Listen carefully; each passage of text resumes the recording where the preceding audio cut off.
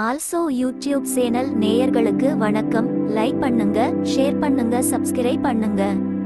12 ராசிக்காரர்கள் வழிபட வேண்டிய தெய்வம். குரோதி வருடமானது பிறப்பதற்கு முன்னரே சனி பெயர்ச்சியும் நடந்து முடிந்தது. அடுத்தபடியாக குருபெயர்ச்சி நடக்கவுள்ளது. இதனால் ஒரு சில ராசிக்காரர்களுக்கு நன்மைகளும் தீமைகளும் மாறி மாறி நிகழும்.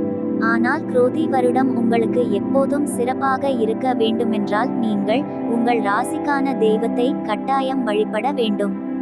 அது குறித்து தற்போது பார்க்கலாம்.